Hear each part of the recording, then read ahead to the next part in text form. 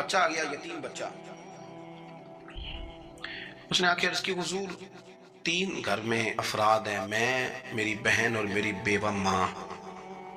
والد حضور چلے گئے اور آج نا 3 دن ہو گئے روٹی کوئی نہیں کھائی.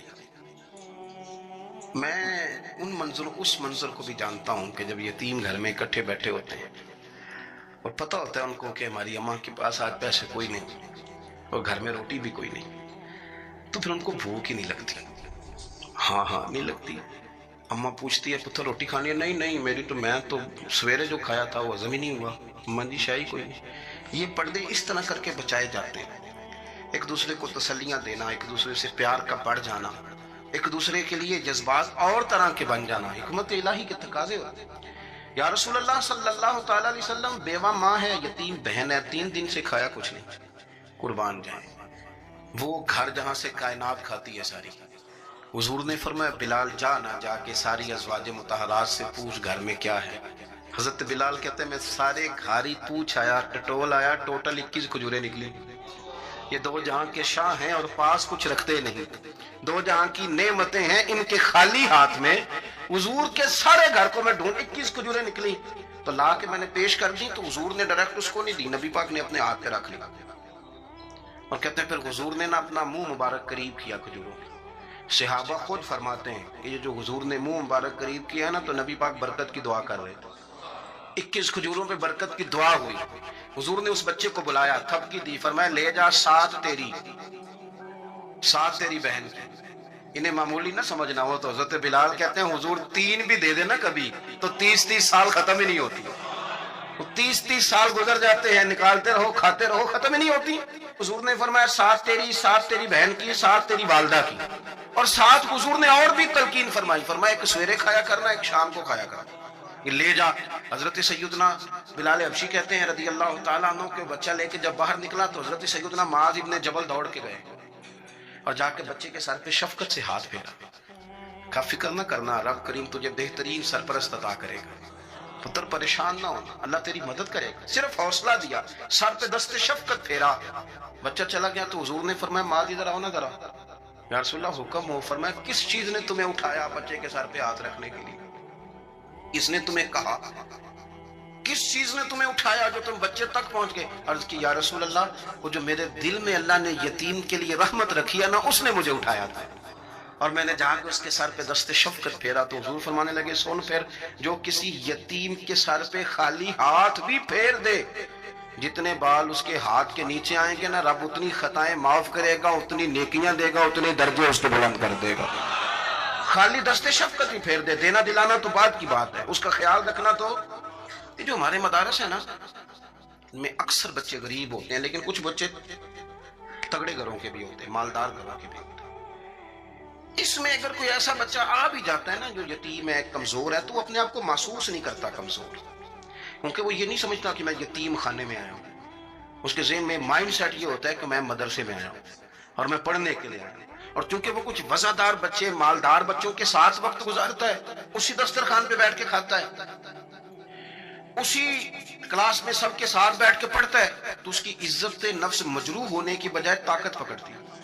وہ برابری کی سطح پہ جب آتا ہے تو اسے محسوس ہوتا ہے کہ مجھے عزت دی جا رہی. اس لیے مدارس اسلامیہ میری نظر سب سے مضبوط جگہ ہیں جہاں مساکین کی، یتیموں کی، غریبوں کی صحیح معنوں میں کفالت بھی ہوتی ہے، تعلیم بھی ہوتی ہے، عزت بھی ہوتی ہے، تربیت بھی ہوتی ہے. میرے رسول کریم علیہ السلام بڑی انہماک کے ساتھ، بڑے توجہ کے ساتھ. اچھا ایک کام اور ہوتا ہے ہمارے ہاں، وہ کیا ہے؟ اگر کوئی یتیم مال چھوڑ گیا نا اس کا باپ، تو پھر تو بارے نہیں آ رہے ہیں اس کے، پھر تو اللہ خیر کرے کہ بہت سارے مل جائیں گے کفالت کرنے والے، بہت سارے ملیں گے دھیان رکھنے والے، بڑے سارے ملیں گے توجہ دینے والے. قرآن مجید نے فرما دیا ہے کہ جو یتیم کا مال کھاتا ہے وہ سمجھ لے کہ میں مال نہیں کھا رہا، میں آگ کھا رہا ہوں، آگ کھا رہا ہوں، آگ. سورہ نساء دیکھیے.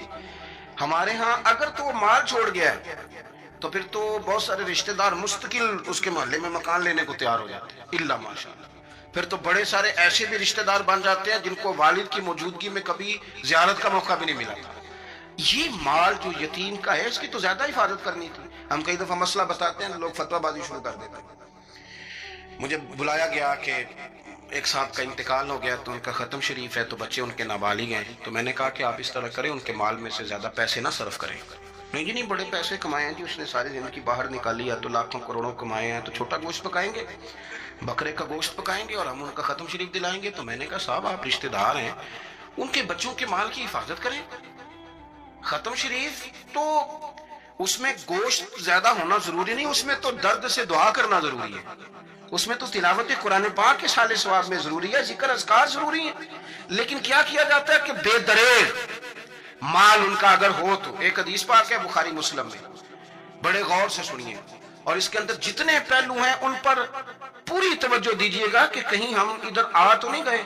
رسول پاک صلی اللہ علیہ وسلم نا ہمارے لیے سب سے بڑے حکیم ہیں، سب سے زیادہ حکمت حضور نے ہمیں بتلائی ہے کہ اس رستے چلو گے تو بچو گے، اس رستے جاؤ گے تو ہلاک ہو جاؤ گے۔ نبی کریم علیہ السلام نے فرمایا، بخاری مسلم میں فرمایا، 7 ہلاک کرنے والی چیزوں سے بچنا، اگر ان میں تم چلے گئے تو ہلاک ہو جاؤ گے۔ 7 چیزیں ہیں جو تمہیں ہلاک کر دے، برباد ہو جاؤ گے، تباہ ہو جاؤ گے، ہلاکت کا سفر ہے یہ، 7 چیزوں سے بچو۔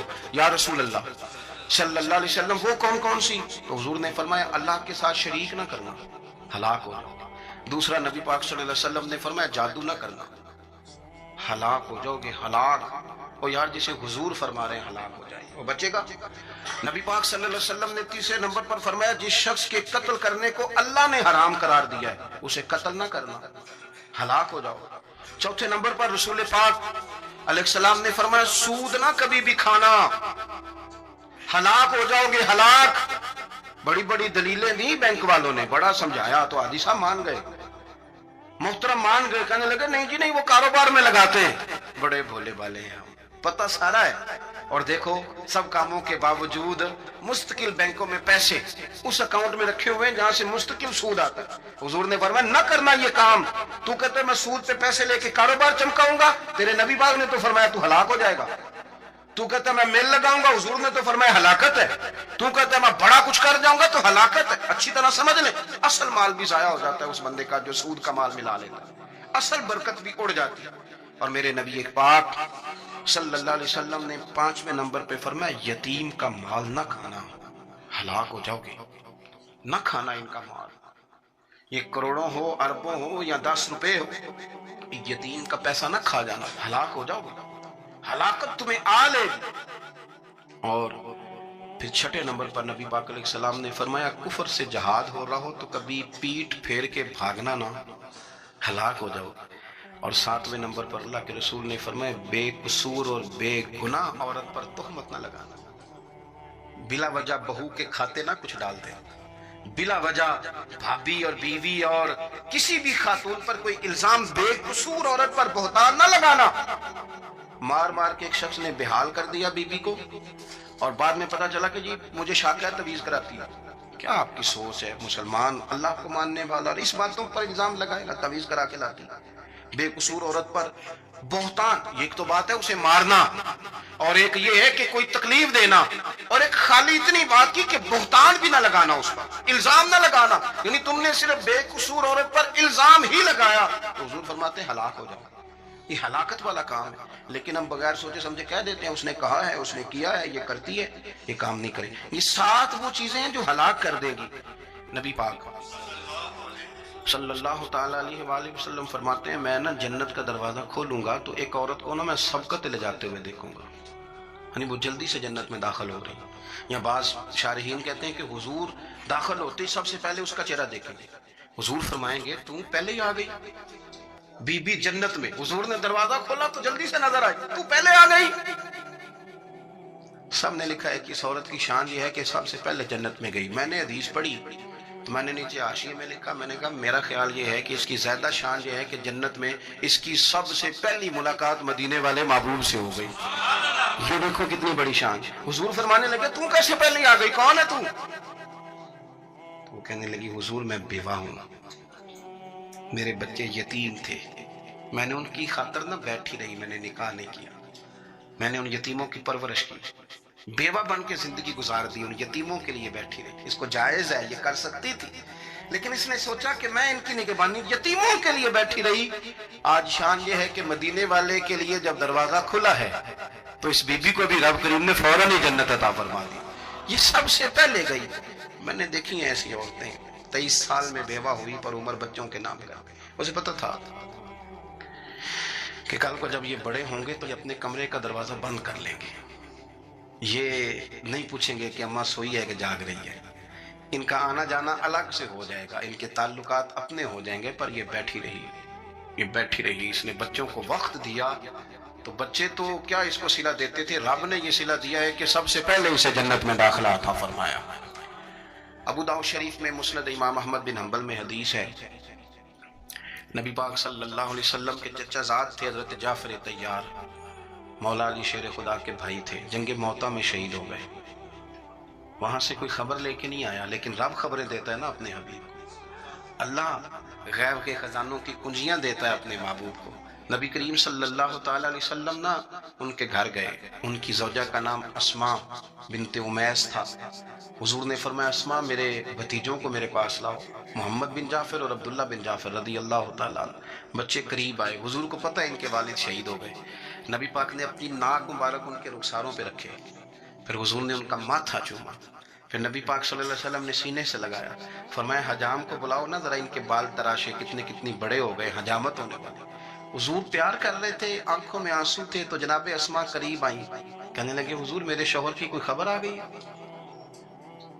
تو نبی پاک صلی اللہ تعالی علیہ وسلم نے گردن مبارک اٹھائی تو آنکھوں میں آنسو تھے. فرمایا رب نے میرے بھائی کو شہادت کا درجہ عطا کیا ہے. فرمایا کوئی آہ و بقا نہ کرنا میرے بھائی پر, اللہ نے اسے شہادت کا درجہ دیا. حضرت جعفر طیار کے گھر والوں کے لیے حضور نے صحابہ کو حکم دیا کہ یہ غم میں ہیں, ان کے لیے کھانے پکا کے لاؤ. پھر نبی پاک ان بچوں سے پیار کرنے لگے, فرمانے لگے یہ جو ہے نا محمد بن جعفر یہ اپنے دادا جناب ابو طالب سے ملتا جلتا ہے, اور یہ جو عبداللہ بن جعفر ہے یہ تو سارا میرے ساتھ ملتا جلتا ہے. نبی پاک صلی اللہ علیہ وسلم پیار کرتے, باتیں کرتے. حضرت اسماء رونے لگی. یہ ابو داؤد شریف میں مسند امام احمد بن حنبل میں چمکتے جملے.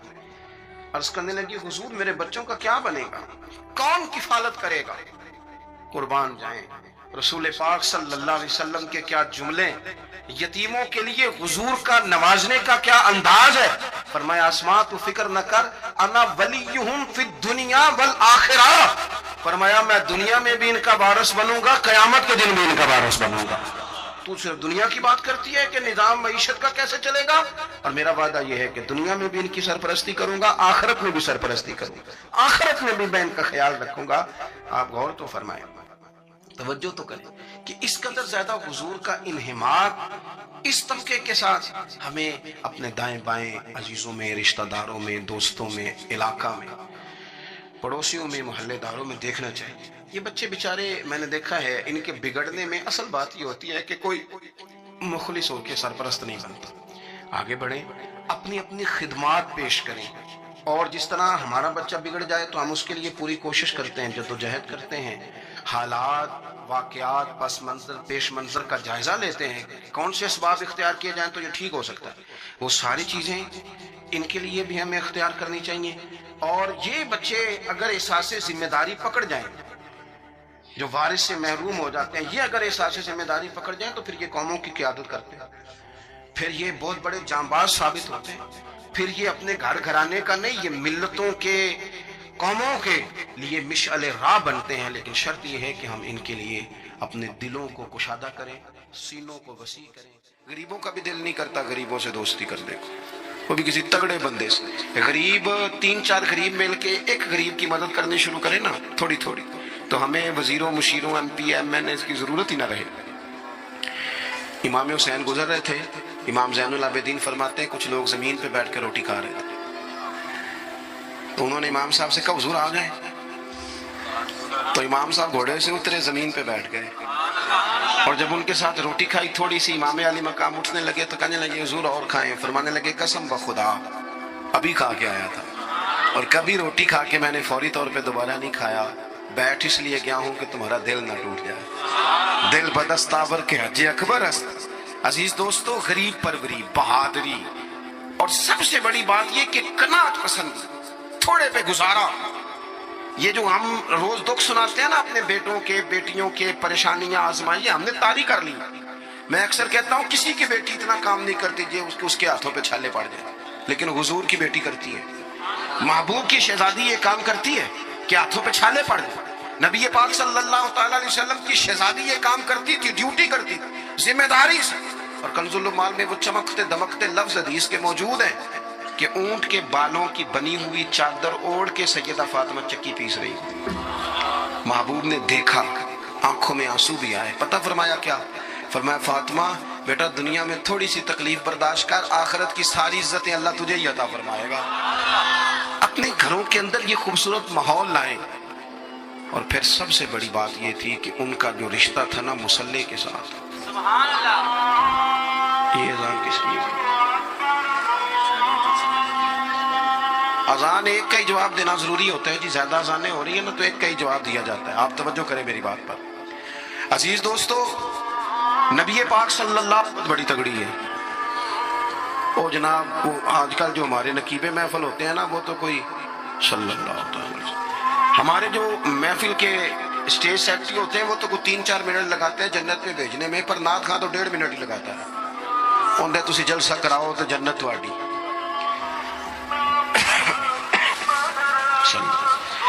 یاد رکھیں کہ نسبت کی مضبوطی ایک بڑی عظمت ہے، اللہ والوں کی نسبت بڑی چیز ہے، اور خدا دے یہ دولت تو یہ بڑی چیز ہے، یہ بڑی چیز ہے۔ یاد رکھ لے میرے عزیز کہ جب آپ کا رشتہ اگر نسبت تگڑی ہے تو عبادت کرنے سے تو اور تگڑی ہو جائے گی، مصلی پہ بیٹھنے سے تو اور مضبوط ہو جائے گی۔ آپ نبی پاک علیہ السلام کے گھرانے کا ترک دیکھیں تو وہ عبادت سے بڑا ان لوگوں کا شغف ہے، اللہ اللہ کرنے سے بڑا ذوق ہے۔ ہم نا پہلے بھی کمزوریاں کافی تھی، پر جب سے موبائل آیا ہے نا، یہ موبائل تسبیح کی جگہ پہ آیا ہے، ہاتھوں میں تسبیح ہوتی تھی جہاں موبائل آیا۔ مصلی کی عبادت ریاضت کمزور کر لی ہم نے۔ رسول پاک صلی اللہ علیہ وسلم کا اپنا طریقہ یہ تھا کہ حضرت عائشہ صدیقہ رضی اللہ تعالیٰ عنہ فرماتی ہیں کہ حضور نے ساری رات نماز پڑھی اور قدم شریف میں ورم آ گیا۔ کبھی آیا ہمارے پہ پیروں میں ورم عبادت کر کے؟ ساری رات نماز پڑھی، قدمین شریفین میں ورم آ گیا، اور جب قدموں میں ورم آ گیا نا تو فرماتی ہیں میں نے عرض کی یا رسول اللہ آپ کے تو صدقے اللہ اگلے پچھلوں کے گناہ معاف کرے گا، اور آپ اس قدر زیادہ آہوزاری کرتے ہیں۔ تو نبی پاک علیہ السلام نے فرمایا عائشہ تم نے کہا ہے نا اللہ میرے اوپر بڑا مہربان ہے، اللہ بڑا کریم ہے، اس نے مجھے رسولوں کا امام بنایا ہے، اپنا محبوب بنایا ہے، تم ہی کہہ رہی ہو نا یا رسول اللہ؟ ہاں۔ تو فرمایا پھر میں اپنے رب کا شکر گزار بندہ نہ بنوں؟ حضور کثرت سے عبادت کرتے۔ سیدہ فاطمہ رات کو زیادہ وقت مصلی پہ گزارتی، حضرت امام حسن و حسین لمبی عبادت کرتے۔ 9-10 محرم کی درمیانی رات تھی، عمر بن سعد امام علی مقام کے پاس آیا کہ کہنے لگا حسین دو ہی باتیں ہیں، یا جنگ کریں گے یا آپ بیعت کریں گے۔ تو امام حسین فرمانے لگے اس طرح کرو، ایک رات کی مہلت دو، صبح بتاؤں گا۔ امام صاحب نے اسے کہا، وہ چلا گیا۔ حضرت عباس بن علی، یہ حضرت علی کے صاحبزادے ہیں، میدان کربلا میں حضرت مولا علی کے 4 اور بیٹے بھی شہید ہوئے، ایک حضرت عباس، ایک حضرت ابو بکر بن علی، ایک حضرت عمر بن علی، ایک حضرت عثمان بن علی۔ یہ نام دیکھو کیسے شاندار ہے، اور یہ نام حضرت علی نے نام رکھے اپنے یاروں کے نام پہ نام رکھے۔ خلفائے ثلاثہ سے عقیدت بتاتی ہے ان کی کتنی۔ تو حضرت عباس رضی اللہ تعالیٰ عنہ نے آ کے سیدنا امام حسین کی خدمت میں عرض کی حضور آپ نے جو فیصلہ کرنا ہے نا سویرے، مجھے ابھی پتہ ہے، آپ نے بیعت تو کرنی نہیں ہونی تو جنگ ہے۔ تو یا رسول اللہ صلی اللہ علیہ وسلم، اے امام علی مقام رضی اللہ تعالیٰ عنہ، آپ نے رات کی مہلت کیوں لی؟ یہ عجیب لوگ ہیں، پتہ نہیں کیا سوچیں گے، مہلت لینے کی کیا ضرورت تھی؟ کہ میری بات یاد رکھنا جو عرض کر رہا ہوں۔ امام حسین فرمانے لگے عباس تیرا کیا خیال ہے، سوچنے کے لیے ٹائم لیا ہے؟ تو حضور پھر کس لیے لیا ہے؟ تو کیا جملے ہیں امام حسین کے، فرمانے لگے عباس تجھے پتا ہے نا مجھے سجدوں سے بڑا پیار ہے، سجدوں سے پیار ہے، دعاؤں سے پیار ہے، عبادت سے پیار ہے۔ میرا دل کرتا ہے ایک رات رہ گئی ہے میں رج رج کے سجدے کروں، اپنے مالک کے حضور اپنی پیشانی رکھوں، خوب دعائیں مانگوں۔ تو ان کا تو عبادت سے اتنا شغف تھا۔ آخری بات سنیں، یزید تو ظاہری طور پر کلمہ بھی پڑھتا تھا، سارے کام کرتا تھا، امام حسین کیوں نکلے اس کے خلاف؟ اس لیے کہ فاسق و فاجر تھا، شرابی بدکار تھا۔ صحیح بتانا، صحیح. اس بندے کی جیب میں خود ڈھیر سارے گندے گانے ہوں. وہ امام حسین کے نام کی ایک دیگ پکا لے تو امام حسین خوش ہو جائیں گے؟ جو وہاں لڑکیوں کے اسکول کالج کے سامنے روز کھڑا ہو، وہ کہے کہ میں نے 6 نعرے پورے لگائے امام حسین کے نام کے، تو امام حسین خوش ہو جائیں گے؟ امام حسین کی کاز کیا ہے؟ وہ کہتے ہیں کہ ایسے لوگ جو فاسق و فاجر ہوں، اعلانیہ گناہ کرنے والے، وہ کبھی بھی اعلان حکومت پہ آنے نہیں چاہیے. اور اگر ہم سپورٹر ووٹر ان لوگوں کے ہوں، ہم انہی لوگوں کے سپورٹر ووٹر ہوں جو ظالم ہیں، فاسق و فاجر ہیں، اور ہم بات کریں امام حسین کی، ہم سے نہ رقم ہوں گے قصید یزید کے. ہم لوگ تو حسین کے سیرت نگار ہیں. دورنگی چھوڑ کے یک رنگ ہو جا، سراسر موم ہو جا یا سنگ ہو جا، آپ کبھی کسی ظالم کے سپورٹر نہ بنے. کبھی بھی آپ کو پتا چل گیا بندہ غلط ہے تو ڈٹنا سیکھیں، کھڑے ہونا سیکھیں. وَلَا تَحْسَبَنَّ اللَّهَ غَافِلًا عَمَّا يَعْمَلُ الظَّالِمُونَ. اللہ ظالموں کے کاموں سے بے خبر نہیں ہے. کبھی کسی ظالم کی سپورٹ نہ کرے، کبھی بھی. میرے نبی پاک علیہ السلام نے فرمایا جس نے زمین کی ایک بالشت پر ظلم کیا نا، اللہ 7 زمینوں کا طوق بنا کے قیامت کے دن اس کے گلے میں ڈال دے گا. کبھی کسی ظالم کے ساتھ کھڑے نہ ہونا، کبھی بھی ایک منٹ کے لیے. وہ ایک دفعہ ایران کا ایک بادشاہ تھا تو اس نے سوچا کہ میں اپنے بیٹے کو نا گھوڑ سواری سکھا لی ہے، تیر اندازی سکھائی ہے، تو میں نا اسے دین بھی پڑھاؤں. اس نے ایک بزرگ عالم کا انتخاب کیا کہ میرے بیٹے کو آپ نا کتاب و سنت پڑھائیں. تو بچہ ایک زمانہ استاد کے پاس کئی سال جاتا رہا. جب اس کی تعلیم مکمل ہو گئی نا تو ایک دن فارغ ہو گیا. جس طرح ہمارے ہاں چلے آمین ہوتی ہے یا دستہار ہوتی ہے، بچے کی تکمیل ہو گئی. ایک دن ویسے ہی استاد صاحب نے گھر بلایا کہ پتر میرے پاس آؤ. بچہ چلا گیا تو استاد صاحب نے اندر سے کنڈی لگا لی اور بچے کو کافی سارے تھپڑ مارے، کھینچا، زد و کوب کیا، مارا. بچے نے گھر آ کے والد کو شکایت لگائی تو والد کہنے لگے پتر تیرے استاد عالم فاضل بندے ایسے بلا وجہ مارا، میری سمجھ میں نہیں آتا. ماں کو کہا تو اماں کہنے لگی پتر تیرا باپ کہتا تو ٹھیک ہے، چلو حالات بدل گئے، زمانہ بیت گیا، وہ بادشاہ فوت ہو گیا، یہ بیٹا تخت پہ بیٹھا. اب وہ درد نہیں جاتا تھا اندر سے کہ استاد نے زیادتی کی میرے ساتھ. اس نے پہلا حکم یہ جاری کیا کہ میرے استاد کو بلاؤ. استاد بڑے بوڑھے ہو گئے تھے، ضعیف تھے، چھڑی پہ جھکے ہوئے. 2 بندے لے کے آئے، استاد جی کو کھڑا کیا، استقبال کیا، کرسی بھی دی. کہنے لگا استاد جی ناراض نہ ہونا، میں بے اختیار تھا، آپ سے پوچھ نہیں سکا، آج میں نے پوچھنے کے لیے بلایا ہے، میرا قصور کیا تھا؟ استاد صاحب نے یوں آنکھیں کھولی، کہنے لگے پتر یہ جو آج دن آیا نا اسی دن کے لیے مارا تھا. یہ جو آج دن آیا نا اسی دن کے لیے تیری پٹائی کی تھی. کہا استاد جی کیوں؟ کہنے لگے پتر کتنے کو سال ہو گئے مار کھائی کو؟ کہا کو 13-14 سال ہو گئے. بھولی تو نہیں نا زیادتی؟ کہا جی بھولی نہیں. فرمانے لگے اس لیے تجھے مارا تھا کہ ایک نہ ایک دن تو نے باپ کی جگہ پہ بیٹھنا ہے. پتر خیال رکھنا اگر میں نے تیرے ساتھ کوئی زیادتی کی تھی تجھے 14 سال نہیں بھولی تو تو بھی کسی کے ساتھ نہ کر بیٹھنا، اسے قیامت تک نہیں بھولے گی. اور ایک عدالت صبح قیامت بھی لگے، پھر وہاں جواب دینا ہے. ثم لتسألن یومئذ عن النعیم. جو تمہیں اقتدار کی نعمت ملی ہے اس کا خیال رکھنا، اللہ تعالیٰ حساب لے. غریب آدمی کو قرض کی ضرورت پڑ گئی، 1000 دینار چاہیے. میں کہہ چکا ہوں کہ درہم چاندی کا ہوتا تھا، دینار سونے کا. اب 1000 دینار لینا ہے.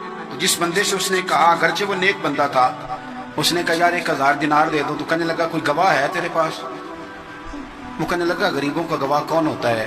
ہاں ایک گواہ ہے. کہا کون؟ کا میرا رب، وہ تیرے اور میرے بیچ گواہ ہے. اس نے کہا کوئی کفیل، اگر تو پیسے نہ دے سکے تو وہ بعد میں دے دے، یا تجھے کچھ ہو جائے تو وہ دے دے. اس نے کہا کفیل بھی میرا اللہ ہی ہے. میرے پاس اگر ہے تو رب کریم کا نام ہے، اگر اعتماد کر سکتا ہے تو کر لے. بندہ نیک تھا، اس نے کہا رب کے نام پہ، رب کی کفالت پہ، اللہ کو گواہ بنا کے میں تیار ہوں تجھے 1000 دینے دے. اس نے 1000 دینار دے دیا. وقت واپسی کا طے ہو گیا. وہ چلا گیا پیسے لے کے. اس نے پوری محنت کی کہ میں نے وقت پہ پیسے لوٹانے، پوری محنت بھی کر لی، اللہ نے مدد بھی کر دی، پیسے بھی اس تاریخ کو اسے مل گئے. بعض لوگوں کا تو لوٹانے کا دل ہی نہیں نہ ہوتا. فرمایا حدیث پاک میں کہ تو لوٹانے کا ارادہ کر، رب تیری مدد بھی فرمائے گا. لیکن یہاں بہت سارے لوگ کہتے ہیں خیر ہے، ارادہ ہی نہیں. تو پھر جس طرح کا بندے کا گمان ہو رب بھی اسی طرح کا معاملہ فرماتا ہے. اس نے پیسے جمع بھی کر لیے اور واپس دینے کو تیار بھی ہو گیا، لیکن رستہ بحری جہاز کا تھا، کشتی کا تھا، دریا کے رستے واپس آنا تھا۔ اب وہ جب آ گیا دریا کے کنارے تو بڑی کوشش کی، پر وہاں اسے کوئی کشتی نہیں ملی۔ وقت پہ پیسے لوٹانے ہیں، سفر کرنا ہے، اب سواری میسر نہیں ہے۔ سوچ سوچ کے پریشان تھا کہ میں نے تو اللہ کے نام پہ لیے۔ اچانک دل میں ایک تجویز آئی، اس نے ایک لکڑی لی، لکڑی کو اندر سے کھولا، 1000 دینار اس میں بھرا، بخاری پڑھ رہا ہوں، اور ساتھ ایک خط بھی لکھا کہ یار میں پیسے پہنچانا چاہتا تھا پر مجھے کوئی چیز نہیں ملی دریا کے اس پار آنے، اللہ کے نام پر تیری طرف روانہ کر رہا ہوں۔ اور یہ کہہ کہ وہ لکڑی دریا میں رکھ دی، وہ لکڑی ڈوب گئی ہے، واپس آ گیا۔ وہ جس نے پیسے لینے تھے وہ عین مقررہ وقت پر دریا کنارے آیا۔ صبح سے سر شام تک اس نے انتظار کیا، دل ڈھلنے لگا تو دل میں خیال آ گیا کہ یار نہیں، اس نے دینے ہی نہیں، جھوٹا وعدہ کر گیا، پہنچا ہی نہیں وقت پہ۔ اب جب واپس لوٹنے لگا تو اچانک دریا میں ایک لکڑی تیرتی ہوئی دکھائی دی، کہنے لگا لے جاتا ہوں، شام کو روٹیاں پکانے کے کام آئے گی، ایندھن بنا کے جلا لوں گا، ہنڈیاں پک جائے گی۔ لکڑی اٹھا کے جلانے کے لیے گھر لایا، گمان تھا کہ وہ نہیں آیا وعدہ کر کے، اللہ کو کفیل اور وکیل بنا کے اور گواہ بنا کے پھر بھی نہیں آیا۔ لکڑی لے کے گھر گیا، بخاری ہے، اور جب اس کو چیرا نہ کہ میں اس کی آگ جلاؤں گا، کھولا تو اندر سے 1000 دینار بھی نکل آیا، خط بھی نکل آیا۔ اب ذرا سمجھنا، اس کے دل میں بات کس نے ڈالی کہ تو لکڑی میں پیسے ڈال دے؟ اللہ نے۔ اس بندے کو مقررہ وقت پہ کنارے بھیجا کس نے؟ لکڑی صرف اسی کے ہاتھ آئی تو یہ بندوبست کیا کس نے؟ اللہ نے۔ گھر جا کے چیری تو پیسے پائی، حفاظت اس تک پہنچائے کس نے؟ تو پھر ہمیں بھی توجہ اللہ کی جانب ہی کرنی چاہیے، ہمارے پہ دل کی توجہ رب کی طرف ہی ہونی چاہیے نا، ہمیں ادھر ادھر جانے کی، دیکھنے کی، بندوں پر غور کرنے کی ضرورت کیا ہے؟ وہ پیسے پہنچ گئے، یہ وہاں اپنی جگہ پہ پریشان تھا، اس نے 1000 دینار اور جمع کیا۔ پھر دوبارہ ایک دن دریا کنارے آیا، کشتی مل گئی، بیٹھ کے اپنے اس بھائی کے پاس آیا، کہنے لگا دیکھنا مجھ پر بدگمان نہ ہونا، پیسے اس تاریخ کو بھی جمع کر لیے تھے، دریا پہ آیا تھا پر کشتی نہیں ملی تھی، پھر میں نے نا لکڑی میں ڈال کے خط ڈال کے تیری طرف بھیج بھی دیے تھے، لیکن آج میں پھر لے کے آ گیا ہوں۔ وہ کہنے لگا خوش ہو جا، جس رب کو تو نے میرا اور اپنا گواہ بنایا تھا اس رب نے میرے تک پہنچا بھی دیے ہیں۔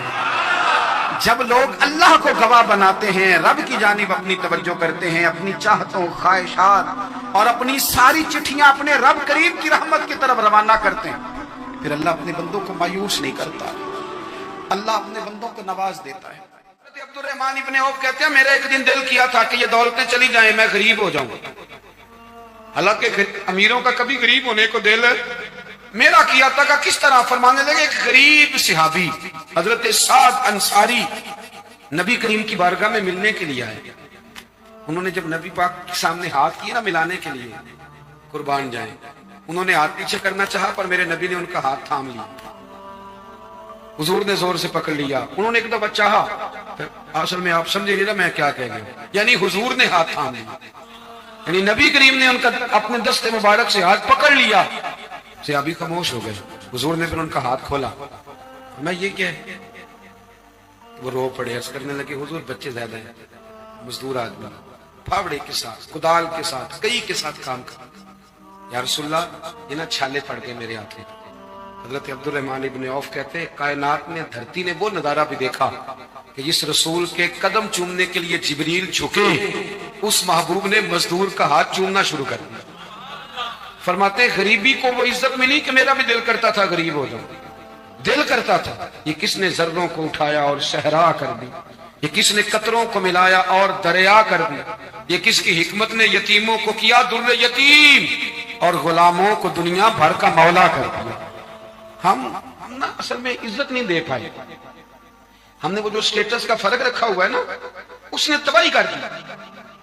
مزیدار روٹی ویسے کون کھاتا ہے؟ جو روز چھوٹا گوشت کھاتا ہے؟ کون مزیدار کھانا کھاتا ہے؟ جو ٹکے کھاتا ہے روز؟ میں بتاتا ہوں، مزیدار روٹی وہ مزدور کھاتا ہے جو کام پہ جاتے ہوئے نا سویرے 2 روٹیوں میں اچار رکھ کے ساتھ لے کے جاتا ہے۔ میں ذمہ داری سے کہہ رہا ہوں، کبھی دیکھ لینا اسے کھاتے، ہاں کبھی دیکھنا، مدرسے میں مزدور لگے ہوئے تو میں دیکھتا تھا 2 روٹیاں سویرے، تو نخرہ کرتا ہے بھائی، لوگ کہتے ہیں یہ مجھے بند ہے، یہ مجھے کھلا ہے، اس میں نمک زیادہ ہے، اس میں وہ امیر آدمی ہے جو 50,000 روپیہ روز کا کماتا ہے، وہ تو پیسے دے ہی نہیں سکتا، وہ تو سیدھے بینک میں جاتے ہیں، بینک سے نکل جاتے ہیں۔ وہ تو 600 روپیہ دیہڑی کماتا ہے، 600، وہ 3 دفعہ ہاتھ جھاڑتا ہے، 3 دفعہ بسم اللہ پڑھتا ہے، ہاں وہ یہ 50,000 والے کو کہاں بسم اللہ یاد رہتی ہے؟ تو آئے بینک میں اور گئے بینک سے. مزدور سویرے 2 روٹیاں باندھ کے لاتا ہے, دوپہر تک وہ اچار جو رکھا ہوتا ہے وہ بھی آدھا پونے کو لگ جاتا ہے, لیکن وہ تھوڑی سی چھاؤں دیکھتا ہے. اے سی والے کمرے میں اتنا چسکا نہیں روٹی کھانے کا, لیکن وہ تھوڑی سی چھاؤں دیکھتا ہے, اس کے نیچے جاتا ہے, پھر اپنے ہاتھ دھوتا ہے, پھر پانی بھرتا ہے پیالے میں, اور پھر جب وہ بسم اللہ شریف پڑھ کے کھاتا ہے, کبھی اس کی آنکھیں دیکھو, کبھی اس کا کبھی نظام دیکھو, اور پھر جب وہ روٹیاں کھا کے آسمان کی طرف دیکھتا ہے تو لگتا ہے کائنات کا سب سے بہترین کھانا کھایا ہے اور بہترین شکریہ بھی ادا کرتا ہے. میں آپ کو صحیح کہہ رہا ہوں, نبی پاک صلی اللہ علیہ وسلم کی حدیث ہے, حضور نے فرمایا دنیا کا بہترین کھانا وہ ہے جو انسان محنت کی مزدوری سے کھاتا ہے. بہترین روٹی ہے وہ, بہترین. نبی پاک نے غریبی کو عزت دی. نبی کریم کا انقلاب یہ ہے کہ, اور حضور نے نا ایک اور بات بھی ذہن میں رکھی, نبی پاک صلی اللہ علیہ وسلم نے لوگوں کو بتایا کہ گناہ ہوتا ہے. کیمرے لگانے سے گناہ نہیں ختم ہوتے, کیمرے لگانے سے گناہ نہیں ختم ہوتے, چوکیاں بنانے سے نہیں ختم ہوتے. گناہ تب ختم ہوتے ہیں جب احساس پیدا ہو جائے کہ یہ چیز غلط ہے. میرے معاشرے میں گالی کو لوگ گناہ ہی نہیں سمجھتے, بالکل یہ تو کوئی جرم ہی نہیں. حالانکہ حضور صلی اللہ علیہ وسلم نے فرمایا مومن کو گالی دینا اعلانیہ فسق, جو کسی مومن کو گالی دیتا ہے وہ اعلانیہ اللہ کی نافرمانی, یہ کوئی گناہ ہی نہیں. اب 2 3 5 لطیفے جھوٹے سنا جانا یہ گناہ ہی کوئی نہیں. نبی پاک نے فرمایا مومن بزدل ہو سکتا ہے, کنجوس ہو سکتا ہے, پر میرا مومن جھوٹ نہیں بولتا. آپ سمجھے بات, ہمارے ہاں یہ معیار بن گیا کہ ہم نے گناہ کو گناہ نہیں سمجھا. نبی کریم نے نا انقلاب یہ برپا کیا کہ دلوں کے اندر سے نا میل کچیل نکال کے احساس پیدا کر دیا کہ گناہ ہوتا. احساس, جب آپ کو احساس پیدا ہو جائے نا کہ مجھ سے, آپ یقین کریں مطلب موٹر سائیکل والے کو پجارو والا جب ٹکر مار دیتا ہے نا تو وہ گر جاتا ہے, تو وہ چونکہ پجارو میں بیٹھے ہوتا ہے تو وہ الماری کھول کے یا شیشہ نیچے کر کے تو وہ اس کو کہتا ہے کہ اٹھ جا, کیا ہو گیا, مطلب تو دھیان سے نہیں چل رہا. موٹر سائیکل والوں نے تو خرید لی ہے یہ روڈ, کیونکہ وہ پجارو پہ ہے, لہذا وہ غلطی بھی کرے تو پھر بھی وہ تسلیم کرنے کو تیار ہے. ایسے نہ ہو تو عقل بھی تو نہیں نہ ہوتی. یہ گھر دانے ہو دے وہ کمرے بھی سیانے. نبی کریم صلی اللہ تعالی علیہ وسلم نے انقلاب برپا کیا کہ احساس پیدا کیا, غلطی کا احساس. میرے دوستو, انسان کو اللہ تبارک و تعالیٰ نے کچھ چیزوں کی فطرت عطا کی ہے. کہیں اپنے آپ کو تکلیف میں محسوس کرتا ہے تو کہیں اپنے آپ کو آسانی میں محسوس کرتا ہے. بڑا پڑھا لکھا, سمجھدار, مالدار, وزادار آدمی ہونا, لیکن اس کے کپڑے میلے کچیلے ہوں تو نہ وہ کہیں جانے میں آسانی محسوس کرتا ہے اور نہ کسی کو گھر بلانے میں آسانی محسوس کرتا ہے. ایک مفت کا بوجھ اس کی طبیعت پہ ہوتا ہے کہ میرے کپڑے ٹھیک نہیں, مفت کا بوجھ. لیکن بندہ بالکل ان پڑھ ہو, سادہ ہو, گھر ٹوٹا ہوا ہو, لیکن اس کے کپڑے ٹھیک ہوں, اٹھنا بیٹھنا, ابھی نہا کے آیا ہو, استری والے کپڑے پہنے ہو, تو کہیں بیٹھتے ہوئے ذرا ہچکچاہٹ نہیں محسوس کرتا. آپ خود جب اپنے وہ کپڑے اتار لیتے ہیں نا, ان کو مٹی لگی ہوئی تھی, کہیں گرد لگ گئی تھی, تو خود بھی اپنے آپ کو آسانی میں محسوس کرتے ہیں. ورنہ نا وہ ساری محفل میں سب سے زیادہ توجہ اسی بات پہ رہتی ہے کہ میرا بٹن ٹوٹا ہوا ہے, اور وہ جینے نہیں دیتا کہ بٹن بھی ٹوٹ گیا, تو بار بار بندے کا خیال ہوتا ہے کہ کدے تک نہ لیا کوئی. یہ نفسیاتی مسئلہ ہے, اس کو سمجھے. انسان فطرت کے ہاتھوں بعض اوقات مجبور ہوتا ہے. اس طرح انسان کا ظاہری حلیہ ٹھیک نہ ہو تو پورے سکون میں نہیں ہوتا. اسی طرح اگر باطن پہ کوئی بوجھ ہو نا, یہ تکبر والا بندہ کبھی سکون میں نہیں رہتا, یہ عجب والا, خود پسندی والا بندہ کبھی سکون میں نہیں رہتا. بیماری لگ جاتی ہے نا میری طرح کے کچھ لوگوں کو. بزرگوں کی بات نہیں کرتا کہ ہمیں سٹیج پہ ہونا چاہیے, میں چودھری صاحب ہوں, میں مالدار ہوں, میں علاقے کا بڑا ہوں, میں درویش ہوں, میں صوفی ہوں. آپ یقین کریں کہ ان کو پیچھے بیٹھ کے محفل سننے کا مزہ ہی نہیں آتا. وہ ساری محفل میں یہی سوچ رہے ہوتے ہیں کہ کدی کوئی اگے ساتھ لے نا. یہ بیماری ہے, یہ سکون نہیں لینے دیتی. یہ ایک مسئلہ ہے. خود پسندی, حسد, عجب, کبر, یہ مسائل ہیں. آپ جو مرضی کر لیں, یہ آپ کو سکون نہیں لینے دیں گے. کسی بندے کا یہ ذہن بن جائے نا کہ میں جانا جاؤں, میں پہچانا جاؤں, تو آپ یقین کریں کہ وہ منتیں کرتے ہیں کہ یار کوئی مہربانی کرو, میرا بھی ذکر کرو کہیں. شیخ سعدی رحمۃ اللہ علیہ فرمایا کرتے تھے کہ لکڑی کو گھن اتنی تیزی سے نہیں کھاتی جتنی بڑے لوگوں کو خوشامد تیزی سے کھا جاتا ہے. ان کا بس نہیں چلتا, ورنہ 2 بندے رکھ لیں 8 گھنٹے کی ڈیوٹی پہ کہ میری تعریفیں کیا کرو, بس نہیں چلتا. یہ باطن کے جو میل کچیل ہے نا, میرے رسول کریم کا کمال یہ ہے کہ حضور نے نظر کرم سے سارے ہی دور فرما دیے. اور محبوب کے اپنوں نے جب نبی پاک سے دلیل مانگی نا کہ آپ اللہ کے نبی ہیں تو اس کی دلیل کیا ہے، اپنوں نے دلیل مانگی، قریش نے۔ اپنوں کو منوانا ذرا مشکل ہوتا ہے، یہ اللہ کا قانون ہے، اس نے چراغ کے بالکل نیچے اندھیرا بنا دیا، اس کا قانون ہے، کیا کیا جائے، نہیں مانتے۔ اپنوں کو منوانا، قریبیوں کو، انہوں نے جب، میرے ایک دوست نے مجھ سے کہا کہ ایک نہیں سمجھ آئی کہ جب کوہ صفا پہ حضور نے کہا تھا کہ میں اگر تمہیں کہوں کہ اس طرف دشمن کھڑا ہے تو سارے کہہ رہے تھے ہم آپ کی بات مانیں گے، تو میں نے کہا وہ سرکار کو ماننے کی بات ہے، یہاں بھی بہت سارے لوگ ہیں وہ کہتے ہیں حضرت صاحب آپ کی عزت بڑی کرتے ہیں پر چپ کر جائیں، سیاست کا نام نہ لینا۔ میری بات کی سمجھ آ رہی؟ آپ کی عزت بڑی کرتے ہیں پر چپ کر دیں، آپ نے یہ نہیں کہنا کہ سود نہ کھاؤ، بالکل آپ نے یہ نہیں کہنا کہ چودھری صاحب کے بچے کی شادی پہ بینڈ باجا نہیں ہونے، کیونکہ ہم تو عزت کرتے ہیں۔ عزت کرنا اور ہوتا ہے اور بات ماننا میں فرق ہوتا ہے نا جی، کچھ لوگ حیا کرتے ہیں پر بات، لیکن زیادہ خوشی اسی کی ہوتی ہے جو حیا بھی کرے اور بات بھی مانے۔ اپنوں نے جب دلیل مانگی نا کہ آپ اللہ کے رسول ہیں تو اس کی دلیل کیا ہے، اللہ کریم نے فرمایا محبوب ان سے فرمائیے فقد لبثت فیکم عمرا من قبلہ، وہ باہر سے تو نہیں نہ آیا، میں نے تمہارے درمیان عمر کا حصہ گزارا ہے، افلا تعقلون، کیا تمہیں عقل نہیں؟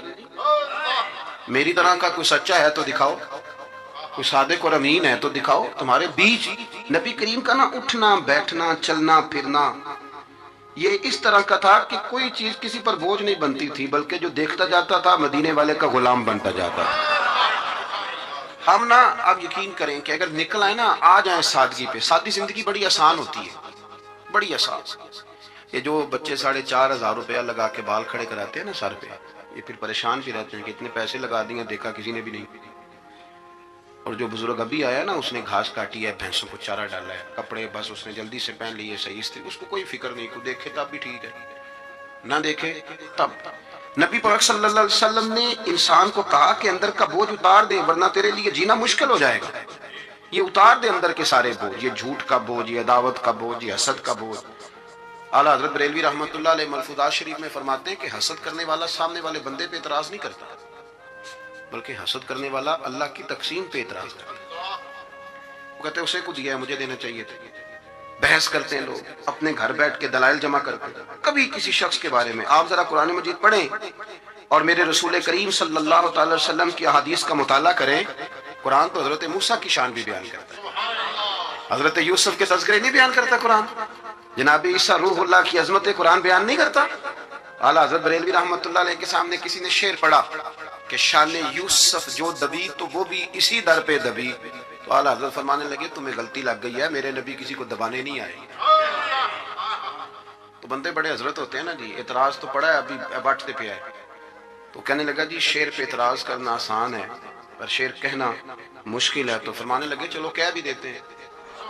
اس نے کہا دی اب کہیے، تو فرمانے لگے شعر یوں کہو کہ شان یوسف جو بڑی وہ بھی اسی در سے بڑی، شان یوسف جو بڑی تو وہ بھی اسی در سے۔ عزت دینے سے آپ کوئی کمزور ہو جائیں گے، کوئی نقصان ہو جائے گا کسی کو عزت دینے سے، کیا فرق پڑتا؟ لیکن آپ یقین کریں کہ وہ اتنی مصیبت بنی ہے عزت لینے کی، پروٹوکول لینے کی، اپنا آپ منوانے کی، اتنی زیادہ، بلکہ وہ لوگ جن کو بالکل اس چکر میں نہیں پڑنا چاہیے تھا، درویش لوگ، وزیروں کا بھی استقبال ہو رہا ہوتا ہے اور پیروں کا بھی استقبال ہو رہا ہوتا ہے۔ کوئی وزیر چڑھ جائے روڈ پہ تو رستہ غریب آدمی کو پھر بھی نہیں ملتا، تو کوئی تگڑا پیر چڑھ جائے تو پھر بھی نہیں رستہ ملتا، حالانکہ یہ درویش ہیں، یہ فقیر ہیں، یہ فقر کا درس دیتے ہیں، لیکن چاؤ ہی پڑا ہے۔ میرے رسول کریم صلی اللہ علیہ وسلم نے سادہ اور سمجھ والا اور عین طبیعت کے مطابق جس میں کسی بندے کو کوئی مشکل نہ ہو، پتہ ہے میرے محبوب کا کمال یہ تھا کہ نبی کریم تک رسائی بڑی آسان تھی، ہر بندہ بڑی آسانی سے پہنچ جاتا، بڑی آسانی سے۔ بخاری میں بھی حدیث ہے، لیکن قاضی اعجاز رحمۃ اللہ تعالی علیہ نے بڑے پیار سے لکھی ہے اور انوکھا رنگ ان کی تحریر میں اچھا لگتا ہے۔ حضرت انس بن مالک رضی اللہ تعالیٰ عنہ فرماتے ہیں کہ ملک شام کا ایک شخص حضور کی بارگاہ میں حاضر ہوا اپنے بادشاہ کا کوئی پیغام لے کے۔ غریب آدمی نا ویسے ہی طبعاً ہی تھوڑا سا مایوس ہوتا ہے، ڈر رہا ہوتا ہے، وہ سہما ہوا ہوتا ہے، لیکن حالات کے سہمے ہوئے لوگوں کو بتا دو حالات بدل جاتے ہیں، ایک جیسے نہیں رہتے، لیکن یہ بیچارے سہمے، یہ ہر جگہ ڈر رہے ہوتے ہیں، یہ آستانوں پہ بھی ڈر کے پیچھے بیٹھے ہوئے ہیں، آستانوں پہ پروٹوکول مل رہا ہوتا ہے جس کی جیب تگڑی ہوتی ہے، تو ڈرتے ہیں یہ لوگ اور ان پہ پریشر بڑھا دیا جاتا ہے، کچھ ایسے کام کیے جاتے ہیں جن سے ان کی دلوں پر بوجھ بھی رہتا ہے کہ نہیں یہاں بات کوئی نہیں کرنی۔ حضرت انس بن مالک رضی اللہ تعالیٰ عنہ فرماتے ہیں جب وہ آیا نا نبی کریم کی بارگاہ میں تو وہ کانپنے لگا. کوئی بات بھی نہیں ہوئی, کوئی ایسا مسئلہ بھی نہیں ہوا, لیکن وہ کانپنے لگا اور تھر تھر کانپنے لگا. تو اللہ کے رسول صلی اللہ علیہ وسلم نے اس سے فرمایا کہ کیوں ڈرتے ہو, کیا بات؟ کہنے لگا میں مدینے کی جو ریاست ہے اس کے سربراہ کے پاس آیا, غریب آدمی ہوں, ڈر لگتا ہے کوئی ایسی بات نہ ہو جائے کہ آپ ناراض ہو جائیں. تو انہوں نے تو دیکھا تھا نا ان لوگوں کو کہ جو جانور کو مالک کی مرضی کے بغیر چھاؤں میں باندھ دیتے تھے تو مار پڑتی تھی. اتنا سیانا ہو گیا تو مرضی کرے گا, مجھے ڈر لگ رہا ہے. حضرت انس بن مالک کہتے ہیں بات کہاں کی تھی, چلی کہاں گئی. اس نے کیا کہا اور پھر جواب میں میرے محبوب نے کیا فرمایا. آپ ذرا بات کا لیول دیکھیں اور حضور کی گفتگو کا سٹیٹس دیکھیں. یہ وہ لوگ, یہ وہ تربیت ہے جو لوگوں کے دلوں اور روحوں تک اترتی ہے. میرے نبی کریم صلی اللہ تعالی علیہ وسلم نے بات سنی تو حضور رو پڑے, اور اتنا روئے کہ گھٹنوں کے بل زمین پر بیٹھ گئے. جناب انس بن مالک فرماتے ہیں حضور فرمانے لگے نہ بھائی تو کسی بادشاہ کے پاس نہیں آیا, نہ تو کسی حکمران کے پاس نہیں آیا, تو اس بیٹے کے پاس آیا ہے جس کی ماں گوشت کے خشک ٹکڑے کھا کے بھی رات گزار لیا کرتی.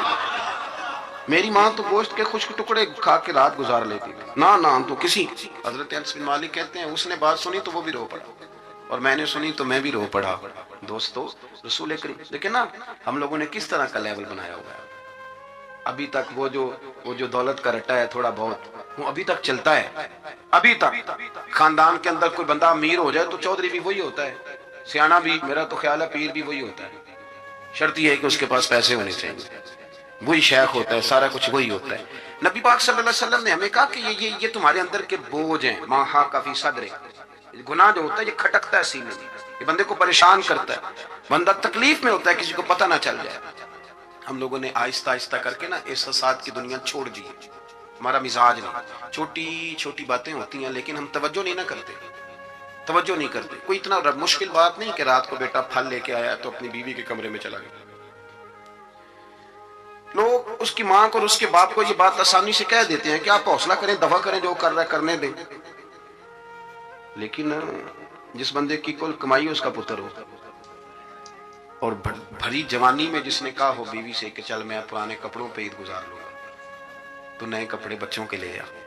جس نے 30 سال سعودی عرب میں, دبئی میں, مسقط میں, پردیس میں گزارے ہوں اور وہاں کمبل بھی نہ بدلا ہو کہ چلو بچے میرے پڑھ جائیں, اس کی کل کمائی باغ تیرے دی کر کر راکھی, ساری عمر گزاری تو جدوں یہ باغ پکن تے آیا لے گئے اور وپاری, تو وہ پھر جا کے تو 6 کنو رکھ کے پلیٹ میں اپنی بیوی سے کہتا ہے ابا جی کو دے آ. یہ کہنا آسان ہے باپ کو کہ تو صبر کر, حوصلہ کر, پر وہ باپ جب پیچھے پلٹ کے دیکھتا ہے تو کہتا ہے دنیا نے تو تجھے تحفہ دیا ہوگا, میں نے تو جوانی تجھے دے دی, خوشیاں ساری تیرے نام کر دی اور تو میرے ساتھ یہ سلوک کرنے چلا. احساسات نہیں, اس کو پتہ ہی نہیں. روز دوست کو ٹیلی فون کرتا ہے کہ آج باہر سے کھانا کھائیں گے, کبھی ابا جی کو بھی کرنا کہ ابا جی آج میرے بغیر روٹی نہ کھانا, میں آؤں گا تو مل کے کھائیں گے. کبھی کہے اماں کو کہ اماں مجھے بڑے بڑے ریسٹورنٹ میں وہ مزہ نہیں آیا کہ تیرے ہاتھ کے چاولوں کی روٹی میں مزہ آیا, آج پکا نا. مجھے لگتا ہے اماں کو راشا بھی ہو نا, راشا بھی ہو تو پھر بھی وہ تیرے لیے محنت کرے گی. لیکن احساس ضروری ہے نا, وہ ہم پیدا نہیں کرتے, وہ ہماری توجہ نہیں جاتی. صاحب طبقات کہتے ہیں نبی کریم صلی اللہ تعالی علیہ وآلہ وسلم نے نا جب صحابہ کرام آئے تھے مکہ مکرمہ سے مدینہ طیبہ, تو آپ نے سن رکھا ہے کہ انصار مدینہ نے اپنی جائیدادیں بھی تقسیم کر کے آدھی آدھی مہاجرین کو دے دی تھی. تو ان میں ایک حضرت ام ایمن بھی تھی, نبی کریم کی رضائی والدہ ہے. کہ حضرت عبداللہ رضی اللہ تعالیٰ عنہ جو سرکار کے والد گرامی ان کی آزاد کردہ لونڈی, حضرت سیدہ طیبہ طاہرہ جناب آمنہ رضی اللہ تعالیٰ عنہ کی بھی بڑی خدمت کی. ان کو بھی ایک باغ ملا ہوا تھا. جب وہ خیبر کے علاقے فتح ہو گئے, یہودیوں سے بہت سارے علاقے لے لیے, تو اللہ کے رسول صلی اللہ علیہ وسلم نے فرمایا اب اس طرح کرو کہ یہ جو تم نے جائیدادیں لی ہوئی ہیں نا انصار سے, یہ واپس کر دو اور تمہیں اس میں سے دے دیتے. حضور علیہ السلام نے انصار مدینہ سے بھی کہا کہ میں ان کو یہ جائیدادیں دے کے اور تمہاری واپس کرانے لگا ہوں. تو انصار نے تو وہاں بھی بڑا انوکھا جواب دیا کہ یا رسول اللہ ہماری والے بھی رہنے دیں اور وہ والے بھی ان کو دے دیں. وَيُؤْثِرُونَ عَلَىٰ أَنفُسِهِمْ وَلَوْ كَانَ بِهِمْ خَصَاصَةٌ, یہ بھی ان کے پاس رہنے دیں. محبوب نے فرمایا نہیں, میرا فیصلہ یہی ہے. حضرت ام ایمن رضی اللہ تعالیٰ عنہ کے حصے میں ایک باغ آیا ہوا تھا, تو محبوب کریم سید عالم صلی اللہ علیہ وسلم نے کہا اماں جی آپ کو کوئی اور باغ دے دیتے ہیں, یہ والا باغ واپس کر دیں. سیدھی سادی بی بی تھی, ناز تھا کہ میں نے حضور کی خدمت کی ہے بچپن میں, ناز تھا. کہنے لگی میں تو نہیں واپس کرتی, یہ ناز ہے, ورنہ حضور کو کوئی انکار کر سکتا میں تو نہیں واپس کرتی. حضرت عائشہ صدیقہ رضی اللہ تعالیٰ عنہ فرمانے لگی اماں جی آپ کیا کہہ رہی ہیں؟ حضور فرمانے لگے عائشہ آپ خاموش ہو جائیں، یہ بڑھاپا ہے، اس کے احساسات ہیں، اس کے جذبات ہیں. آپ یقین کریں کئی دفعہ بوڑھے بیچارے نا درد سے بات نہیں بتاتے کسی کو. وہ کہتے ہیں کیا کریں، کپڑا اٹھائیں تاکہ پیٹ ننگا ہو جائے، کیسے بات کریں. نبی کریم سید عالم علیہ الصلوۃ والسلام اماں جی کے قریب گئے، کہا اماں جی میرے ساتھ چلو ایک دفعہ باغ دیکھ تو لو. حضور ساتھ لے کے گئے، ایک باغ دکھایا تو کہنے لگے نہیں نہیں میں نے نہیں لینا، یہ مجھے میرے والا ٹھیک. حضور نے پھر دوسرا دکھایا، کہنے لگے یہ بھی نہیں مجھے پسند. محبوب نے تیسرا دکھایا تو کہنے لگے یہ تو میرے والے باغ سے بھی پیارا ہے، یہ میں لے لوں گی. جب وہ مسکرائیں تو حضرت عائشہ کہتی ہے میں نے حضور کی آنکھوں میں آنسو دیکھے، فرمایا الحمدللہ اس کا دل نا راضی ہو گیا ہے. یہ طریقہ ہے میرے عزیز، تھوڑے احساسات تو پیدا کرنا، تھوڑے اپنے جذبات. کتنی خود غرضی والی زندگی ہے کہ مجھے صرف میرا ہی خیال ہے. اور جو جہاں بیٹھا ہے نا، پتہ ہے ہم پریشان زیادہ کیوں ہیں؟ میں مولوی ہوں تو میں سارا دن یہی تقریریں کرتا ہوں، لوگ مولویوں کی عزت نہیں کرتے، لوگ مولویوں کی عزت نہیں کرتے. تو میں کہتا ہوں چھوڑیں یہ رٹا، عزت مانگنے کی کیا ضرورت ہے. میرے رسول کریم علیہ السلام خیال رکھتے، چھوٹے چھوٹے بچوں کے جذبات کا بھی خیال کرتے، بوڑھوں کے جذبات کا بھی خیال کرتے. نبی کریم صلی اللہ علیہ وسلم ہر شخص کے بارے میں ایسا نظریہ رکھتے کہ جس سے قوم کو سکون ہوتا، دلوں کے اندر اطمینان پیدا ہوتا. حضرت عائشہ صدیقہ رضی اللہ تعالیٰ عنہ فرماتے ہیں ایک دن گھر میں تشریف فرماتے اور طبیعت مبارک میں نا بڑی، میں دیکھ رہی تھی کہ بڑا حشاش بشاش ہے سرکار کا مزاج، بڑی خوبصورتی. آج غم امت میں حضور اس طرح پریشان نہیں جیسے اکثر ہوتے ہیں. آپ فرماتی ہیں باتیں چل رہی تھی تو بیٹھے بیٹھے حضور فرمانے لگے کہ عائشہ میں تمہیں بتاؤں تو مجھ سے راضی کب ہوتی ہو اور ناراض کب ہوتی ہو؟ کہتے میں نے عرض کی یا رسول اللہ میں اور آپ سے ناراض. فرمایا چل سن تو لینا، سن تو لینا، ذرا بات سننا، ذرا سن تو لے، سننا. عرض کی یا رسول اللہ حکم فرمائیں. فرمایا تم کبھی کبھی قسم اٹھاتی، ذرا احساس کی شدت دیکھی، لفظوں اور جملوں کا خیال رکھنا، سامنے والے اسے آسانی دینا. نبی کریم صلی اللہ دیکھیں نا، میں نہیں پرواہ کرتا جی، اب بیویوں کی باتیں کون سنے، میں نہیں پرواہ کرتا جی فلانا تو ان پڑھ ہے، لیکن جو ہمیں حضور نے ذوق دیا جینے کا، جو تسلی دی ہمیں زندہ رہنے کے، جو ہمیں کہا کہ یہ چیز تمہیں جوان کرے کہ ٹھنڈا رکھے گی. نبی کریم صلی اللہ تعالیٰ علیہ وآلہ وسلم فرمانے لگے عائشہ تم نا کبھی کبھی قسم اٹھاتی ہو. کہا یا رسول اللہ اٹھاتی ہوں. فرمایا جب تم تھوڑا بہت ناراض ہوتی ہو نا کسی اور زوجہ کے پاس وقت زیادہ گزر گیا تو پھر تم پتہ کس طرح قسم اٹھاتی ہو؟ تم کہتی ہو مجھے ابراہیم علیہ السلام کے رب کی قسم، اور جب تم راضی ہوتی ہو تو کہتی ہو مجھے محمد مصطفیٰ کے رب کی قسم. اور میں مجھے پتہ ہے. جناب عائشہ کہتی ہے میں رو پڑی. میں نے کہا محبوبہ بات بالکل اسی طرح ہی ہے، لیکن قربان جاؤں یہاں تک خیال رکھتے ہیں آپ حضور، یہاں تک احساسات ہے، یہاں تک. فرمایا مجھے پتہ ہوتا ہے کب تمہارا جذبہ کیا ہے اور کب تمہارا رنگ کیا ہے. دوستو یہ چیزیں جب نکل جاتی ہیں نا مزاج سے پھر آسانی ہو جاتی ہے. لیکن وہ ہمارا اپنے آپ کو پسند کرنا، اپنی طبیعت پہ ناز کرنا، اپنے آپ کو دیکھتے رہنا اور اپنی تعمیر میں اتنا غرق ہونا کہ باقی ساری خوبصورتیوں سے بھول ہی جانا، صرف نظر ہی کر لینا. تھوڑا تھوڑا پیار بانٹے. اتنا اوپر کھڑے ہو کے نیچے دیکھو گے تو ہر شے چھوٹی نظر آئے گی. کبھی کبھی نیچے کھڑے ہو کے بھی اوپر دیکھیں گے، انشاءاللہ بڑے بڑے قد والے لوگ دنیا میں ملیں گے، بڑے بڑے قد والے. بہت سارے لوگ مجھے کہتے ہیں نہیں کامل پیر نہیں ملتا. میں کہ نہیں ملتا، پیسے بندے دی جیب ڈھیر سارے ہوں تو پھر کامل پیر کی میں ملے، اور 2 ایم اے وہ کر جائے چاہے سیپلیوں میں پاس کر جائے پھر کامل پیر کیسے ملے؟ وہ ہو چودھری صاحب اور اس کو پیر مل جائے. ان 3 بندوں کو پیر ملتا اس کے لیے تو تھوڑا نیچے اترنا پڑتا ہے نا جی. پہلے جو برتن بھرا ہوا ہو تو اس میں پیر صاحب کیا ڈالیں گے؟ کوئی خالی ہوگی تو شے اندر آئے گی. اپنی زندگی میں تھوڑا سا لیول. حضرت خواجہ شمس العارفین سیالوی رحمۃ اللہ علیہ، خواجہ صاحب گزر رہے تھے تو ایک بچہ نا، ہمارے دیہاتوں کے بچے جو ہوتے ہیں نا وہ ان کا اپنا سٹائل ہوتا ہے اور وہ بڑے مست لوگ ہوتے ہیں. اصل مزہ وہی بچے اٹھاتے ہیں جو دیہاتوں کے، وہ جو زندگی گزارتے ہیں بڑی شاندار ہوتی ہے. میں آپ کو تجربے کی روشنی میں کہہ رہا ہوں، میں نے دیہات بھی کھول کے دیکھے اور شہر بھی سارے دیکھے الا ماشاء اللہ، ڈھیر سارے شہر میں نے دیکھے. اور میں نے اس میں دیکھا ہے کہ زیادہ سکھی یہی بچے رہتے ہیں جو مٹی میں بھی کبھی کبھی دوڑتے ہیں، ہاں جو سن لیتے ہیں تھوڑی بہت. آپ یقین کریں کہ سارے گاؤں کے بوڑھے دادا ہوتے تھے اور سارے چاچے ہوتے تھے اور سارے. اب تو رٹا بن گیا، اب تو مسئلہ خراب ہو گیا، عجیب سی الجھن لوگوں نے پیدا کر دی. خواجہ صاحب رحمۃ اللہ علیہ گزر رہے تھے تو ایک بچہ بیری کو روڑے مار رہا تھا. روڑے سارے جمع کر لیے اور مارتا جا رہا ہے مارتا جا رہا ہے. اور یہ بچے گاؤں کے جب یہ فائرنگ کرتے ہیں نا بیری پہ تو یہ روڑے پہلے جمع کر لیتے ہیں تاکہ پھر بے دریغ بغیر رکنے کے اپنا کام کرتے رہے. تو مار رہا تھا تو حضرت شمس العارفین رحمۃ اللہ تعالیٰ علیہ آپ بھی گزرے، مریدین ساتھ تھے، تو 1-2 روڑا نا حضرت کو بھی لگ گیا. تو فرمانے لگا پتر ذرا خیال کرنا، میں بوڑھا آدمی، اس عمر میں تو زخم بھی ٹھیک نہیں ہوتے. اس نے بچے نے پلٹ کے دیکھا تو وہ تو جانتا تھا نا کہ چائے سے کیتلی زیادہ گرم ہوتی ہے، مرید ماریں گے. اس نے دوڑ لگا دی، بھاگا، سر پٹ دوڑا. اور جب وہ تیزی کے ساتھ دوڑا نا، تیزی کے ساتھ، اللہ اکبر، تو خواجہ صاحب نے بھی مریدوں سے کہا اس کو پکڑ کے لاؤ. پکڑ کے لائے تو خواجہ صاحب فرمانے لگے دوڑ تو کیوں؟ کہنے لگا جی دو حرفی بات ہے، آپ ماریں گے، آپ کے مرید ماریں گے، روڑا جو لگ گیا. کیا انداز ہے بزرگوں کا، پیار بانٹنے کا. یہ چیزیں انسان کو بڑا میٹھا رکھتی ہیں. آپ یقین کریں پروٹوکول سے نکل آئیں آپ سوکھے ہو جائیں گے. آسان زندگی. خواجہ صاحب رحمت اللہ تعالیٰ علیہ فرمانے لگے ویسے تو کر کیا رہا تھا؟ کہنے لگا میں روڑے مار رہا تھا بھیری کو. تو فرمایا بھیری تجھے جواب میں کیا دیتی ہے؟ کہنے لگا جی وہ تو پھل دیتی ہے. تو آپ فرمانے لگے تو شمس العارفین کو بھیری سے بھی کیا گزرا سمجھتا ہے؟ آپ اتر میرے سینے سے لگ، اور جو پھل میں تجھے دوں گا نا پہلے کبھی نہ کسی نے دیا ہوگا. تھوڑا لیول تو نہیں دیکھیں نا. ہمارے بچے بڑی آسانی سے کہہ دیتے ہیں میرے گاؤں کے لوگ جاہل ہیں جی سارے. تو میں کہتا ہوں جاہل کو جاہل کہہ کے جان چھڑانا تو آسان کام ہے، یہ تو آسان کام ہے، پر جاہل کو پکڑ کے عالم بنا دینا یہ مدینے والے رسول کا طریقہ ہے.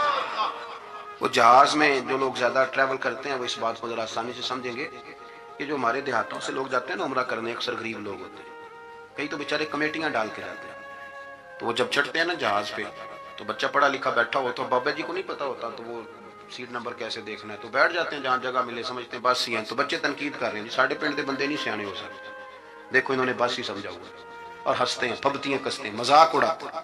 تو میں کہتا ہوں یار تم اگر پڑھا لکھا ہوتا نا تو تم دروازے پہ جا کے بابا جی کا ہاتھ تھامتا، پھر تو سیٹ نمبر دے کے انہیں بٹھاتا، ہاتھوں پہ سیٹ بیلٹ باندھتا، پھر پانی کی بوتل دیتا، اور پھر کہتا حضور بزرگوں میں فلانی جگہ بیٹھا ہوں، میری ضرورت پڑی تو دوبارہ بھی آواز دے لینا. پڑھے نا بخاری مسلم.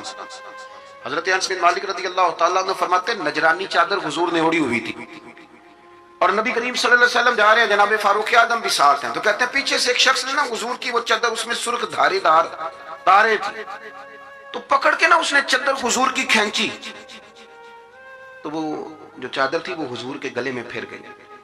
فرماتے میں وہ تکلیف محسوس کر رہا تھا تو وہ کھینچ کے نا چادر، تو کہنے لگا میں کچھ مانگنے آیا ہوں. تو دروازہ زور سے کھٹکھٹائے اسے بھیگ دیتے ہو تو دوڑ جا، دروازہ توڑے گا. لیکن حدیث کے لفظ ہیں فَالْتَفَتَ إِلَيْهِ فَضَحِكَ. حضرت انس بن مالک کہتے ہیں جب مصطفیٰ کریم نے اس کی طرف دیکھا تو حضور نے مسکرانا شروع کر دیا.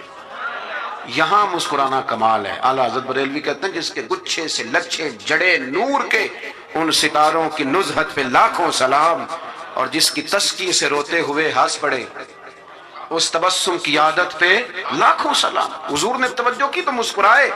فرمایا کیا لینے آئے ہو؟ کہنے لگا بھکاری ہوں، کچھ لینے آیا ہوں. چادریں کھینچ کے مانگ رہا ہے. نبی کریم علیہ السلام نے دیا کتنا؟ میرے کریم سے اگر قطرہ کسی نے مانگا دریا بہا دیے ہیں، دور بے بہا دیے ہیں. نبی کریم نے فرمایا یہ دو پہاڑیوں کے درمیان جتنی بکریاں کھڑی ہیں ساری اسے دے دو. دو پہاڑیوں کے درمیان جتنی بکریاں کھڑی ہیں ساری اسے. وہ آیا تھا تو اسے ادب اداب بھی نہیں آتے تھے، مانگنے کا طریقہ بھی نہیں آتا تھا، لیکن گاؤں گیا تو جا کے دین کا مبلغ بن گیا. کیا تبلیغ کرتا ہے؟ کہتا ہے لوگوں غربتوں سے پریشان لوگوں آؤ میرے ساتھ، میں تمہیں مدینہ لے چلوں. میرے رسول اتنا دیتے ہیں کہ غربت کا ڈر بھی نکل جاتا ہے. جب طبیعت کے اندر انسان کے ایک مزاج بن جائے نا، آپ یقین کریں یہ بڑے ٹھنڈے لوگ، مست لوگ، پرواہ کو نہیں. ورنہ بہت سارے ایسے لوگ ہیں بیچارے زندگی میں جو دوسروں کو سیدھا کرتے کرتے نا خود بڑے ٹیڑے ہو گئے، حالات خراب ہو گئے. امام احمد بن حنبل وہ روایت لائے ہیں جب ایک شخص نے آ کے حضرت عمر سے کہا تھا میں تقریر کرنا چاہتا ہوں، تو فرمایا تو نہ کرنا.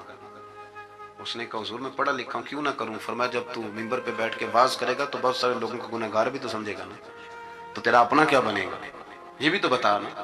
یا پھر تیرے اندر کے لیول کا کیا بنے گا؟ اپنے آپ کو نا ان قباحتوں سے، اگر آپ کے کپڑے ٹھیک نہیں، آپ سکون میں نہیں ہیں، تو آپ کے اندر میل ہو تکبر کی، حسد کی، غیبت کی، چغلی کی، اور سب سے بڑی بدگمانی کی، برا سوچنے کی، پھر آپ کہیں کہ میں سکون. آپ یقین کریں ہمارا کوئی مخلص دوست اس لیے نہیں ہوتا کہ ہم کسی کو مخلص سمجھتے ہی نہیں. ہمارے زمانے میں سچا اس لیے کوئی نہیں کہ ہم کسی کو سچا سمجھتے نہیں. ہمیں بزرگ اس لیے نہیں ملتے کہ ہم کسی کو بزرگ ناراض نہ ہونا. میری بات پہ غور کرنا. ہمارے ہاں اس لیے کوئی ہمارا ہمدرد نہیں کہ ہم کسی کو ہمدرد. ہمارے بندے کو تو دکاندار کہہ رہے ہیں، ہر بندے کو تو جھوٹا کہہ رہے ہیں، ہر بندے کو تو دھوکے باز کہہ رہے ہیں، ہر شخص تو ہماری نظر میں جاہل ہے، ہر عالم تو معاذ اللہ ہماری نظر میں بے عمل ہے. تو جب اس قدر زیادہ ہمارا ذہن برا ہو جائے گا، یا ایھا الذین آمنوا اجتنبوا کثیرا من الظن ان بعض الظن، اس اتنا برا سوچیں گے تو پھر تو حضور نے فرمایا نہیں کہ اللہ तुम्हारे गुमान के करीब है। इस तरह का गुमान करते हो रब भी वैसा ही बन जाता है। तो अपनी सोचों को सुथरा करें, अपनी तबीयत में नरमी लाएं। आप अच्छे बंदे ढूंढने मिलेंगे तो रब आपको ढेरों बंदे अता करें।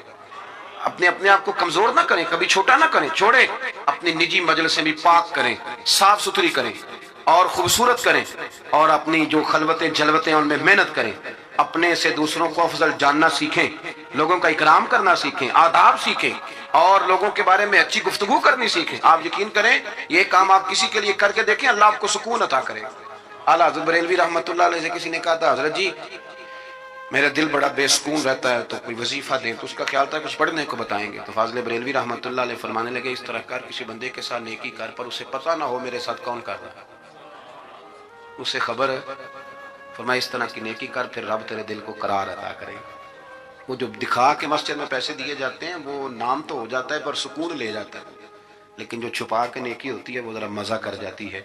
उठ फरीदा सुत्या, झाड़ू दे मसीत, तू सुते ते रब जागदा, तेरी डाडे नाल परीद। उठ फरीदा सुत्या ते खलकत वेखन जा, मते कोई मिल जाई बख्शिया ते तू भी बख्शिया जा। हम अल्लाह के नबी सल्लल्लाहु अलैहि वसल्लम की खिदमत में हाजिर हुए तो एक आदमी आया। वो बज़ाहिर बदवी देहाती था। कहने लगा, ऐ अल्लाह के नबी, आप इस शख्स के बारे में क्या फरमाते हैं जिसने वज़ू के बाद अपने ज़िक्र को हाथ लगा लिया हो? तो आप सल्लल्लाहु अलैहि वसल्लम ने फरमाया, ये इसके जिस्म का एक टुकड़ा ही तो है।